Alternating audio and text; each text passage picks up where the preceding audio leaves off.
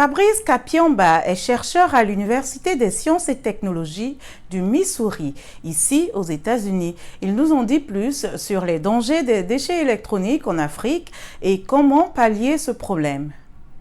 Dans des pays en développement, c'est-à-dire les pays du tiers-monde, c'est un problème qui commence à se poser depuis un certain temps, puisqu'on se rend compte que ces pays reçoivent des dons qui viennent des pays développés en termes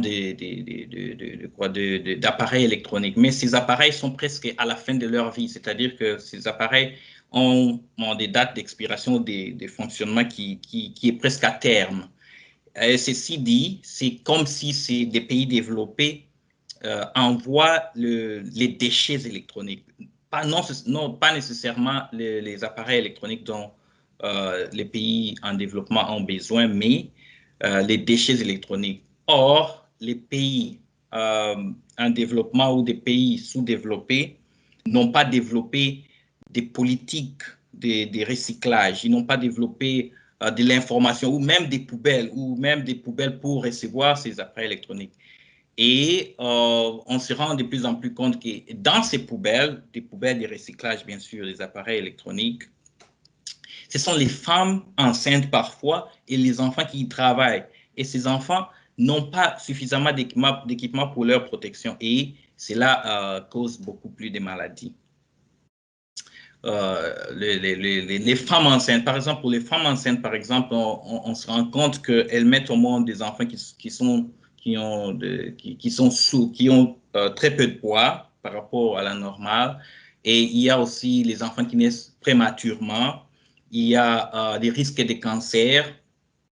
Il y a des risques de pneumonie, puisque souvenez-vous que ces métaux, ils incluent des métaux qui sont carcinogéniques, c'est-à-dire qui peuvent créer le cancer. Donc, ça attaque le système respiratoire, ça attaque le système reproductif et surtout, ça attaque le système neurologique, c'est-à-dire que le cerveau peut aussi être endommagé. Donc, et c'est très sérieux et ça devrait être pris au sérieux. La première des choses que je peux conseiller, c'est qu'on devrait d'abord informer. Donc, c'est la première des choses.